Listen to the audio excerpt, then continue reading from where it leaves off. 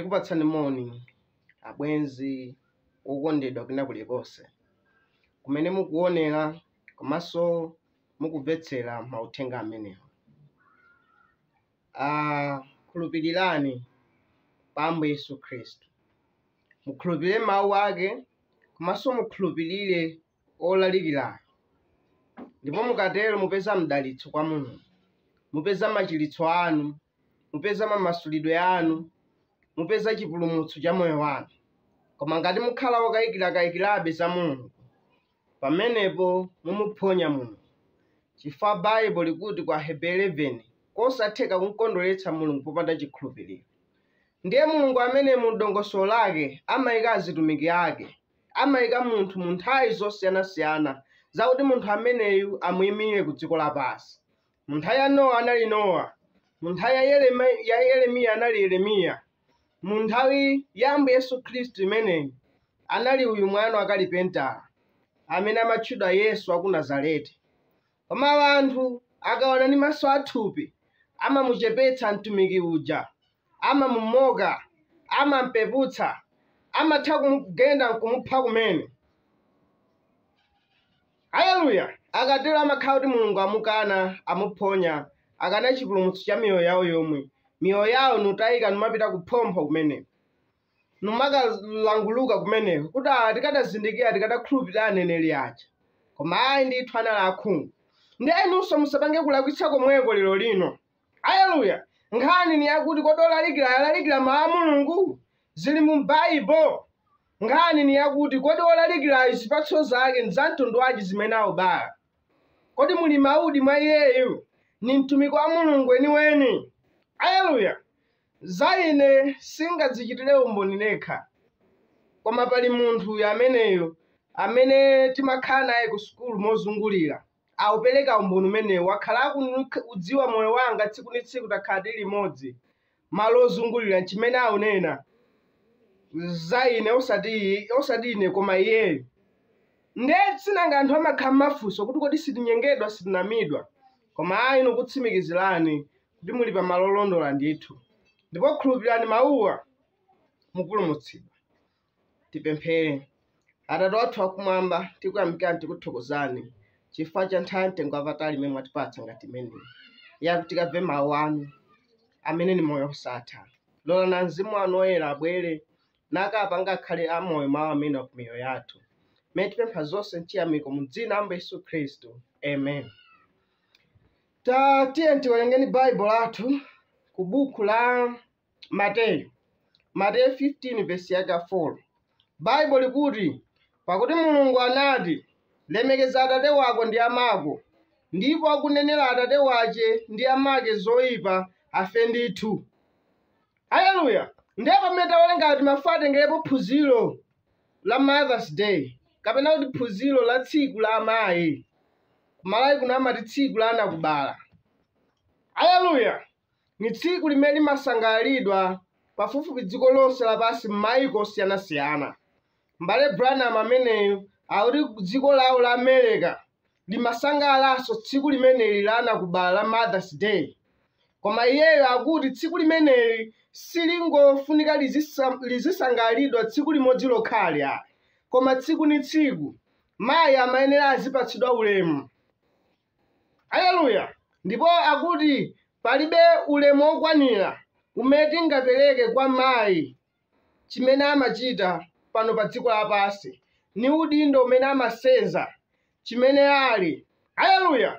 Ni waulemu kwambiri, ni munthu wamkulu kwambiri mayi ameneyi. Haleluya! Mosadabwitsa Mulungu anena kuti munthu amene salemekeza amayi komanso salemekeza atate wake akuti afe ndithu, monga amene tawerengera. Kuteroko timayenera tizikhala kulemekeza makolo athu, amayi wathu komanso abambo athu. Sikuti na amayi okha amene ali akulu ayi, komanso abambonso amagwira ntchito ayikulu. Ena obweretsa mtundu pano pa dziko lapansi amangoyika udindo umenewu pa amayi, komanso bambo amakhala ni gawo lalikulu lakuti munthu abwere pano pa dziko lapansi komanso akula asamalidwe, nakula yekha mufika mu zaka zakudzilamulira. Haleluya! Chifukwa mtundu umakhala mwa munthu wamamuna. Bible lukamba za Levi kuti anapereka chakhumi ali mu chiuno cha atate wake Abrahamu. Levi asanakhaleko akuti anali mu chiuno cha atate wake Abrahamu, kusonyeza kuti Abrahamu kwina kulikonse kumene amakhala, kumene amayenda, akakhala kuti audzipulumutsa ku denja amakhala mpulumutsira kumodzi Levi. Haleluya! Mene iye amakamenya nkhondo ndi mafumu aja pamene amakamupulumutsa mphwake Loti atagwidwa ndi mafumu aja, Loti ali ku Sodomu kumeneko. Levi anali mwa Abrahamu. Haleluya! Ndiye bamboso amakhala ndi ntchito yayikulu yotetezera mtundu, yotetezera mwana. Akakhala kuti audzithawitsa ku choopsa, audziteteza, sakhala kuti adziteteza yekha, komanso amakhala kuti autetezera mtundu. Ndiye onsewa ni anthu akulu ofunika, koma nkhani yathu ni nkhani ya Mother's Day, nkhani ya mayi ameneya. Haleluya! Bale Branham akuti mayi ni wamkulu zedi wopambana mwakufotokoza kwina, chifukwa iyeyo ndi oyambirira amene amakulandira pano pa dziko lapansi. Haleluya! Komanso na amene amapanga conceive kapena kuti ulandira mbewu ili mwa abambo anu ichi, mwa mwamuna. Haleluya! Imakapeza malo ngati okulira mwa iye pasi pa mtima wake mene 9 months amakhala kudyetsera tizakudya tosiyanasiyana, kusamalira, kuyenda mosamala, pakuti ndiye amakhala oyambirira kuti akulandireni pano pa dziko lapansi. Haleluya! Ndeni mayi amene amakupsopsona ulira pamenepo akuchotsa misozi yako, ni mayi amene. Haleluya! Ndipo mayi ameneyu Mbale Branham akuti anapatsidwa udindo waukulu zedi wochokera kwa Mulungu wakuti ampange mwanayu chimene atadzakhale ali wang'ono choncho muja, asaudziwa kena kalikonse. Mayi ali ni udindo wakuti amphunzitse mwanayu chimene adzakhale kutsogolo, ali ni udindo waukulu umenewu. Ndipo chachikulu chimene angachite posamala udindo waukulu umenewu ni wakuti amphunzitse mwanayu Khristu amudziwe, amphunzitse mawu a Mulungu. Mayi weniweni amachita zimenezo, kumaphunzitsana za nkhani za Mose, chimene Ambuye Yesu Khristu amachita mu utumiki wake mu nthawi yake, kuwaphunzitsa zonse za Mulungu. Mayi weniweni udindo wake umakhala wotero. Udindo wa mayi kapena wa makolo onse siwongowatengera ana ku sukulu kumene, koma ana anu choyamba amudziwe Yesu Khristu. Ndiye chofunikira kwambiri maphunziro abwere pambuyo, chifukwa ngakhale atadziwa maphunziro onse a dziko lapansi, koma opanda Khristu palibe chimene atapeza ana anu, autaya moyo wawo. Haleluya! Mbale Branham akuti ine ndikadakonda mwana wanga Labeka nthawi imene atamudziwa Ambuye Yesu Khristu, kusiyani kuti adziwe maphunziro onse osamudziwa Ambuye Yesu Khristu. Muona? Koma ni zabwino kwambiri kuti ana anu amudziwe Ambuye Yesu Khristu komanso adziwe maphunziro.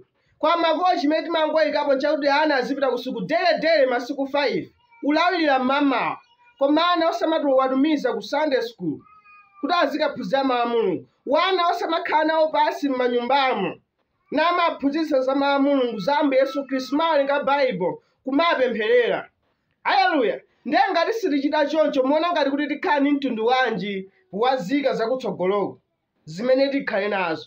Chifukwa chake tikhala ni wana osuta chamba, wana omakhala moyo wazibwezi waziwelewele, wana oledzera, wana opanda ulemu. Haleluya! Chifukwa chakuti inuwo pachiyambipo munatayirira, simunachiteke kake. Chiwerengero cha chinyamata chalowerera kwambiri lero lino, amati juvenile delinquency. Ndipo Mbale Branham akuti imene si juvenile delinquency, koma ni parent delinquency. Makolo alowerera alibe nthawi yoti azikhala pasi ni wana kumaphunzitsa, kumauza zabwino zatsogolo kuti akhale zika zabwino. Haleluya!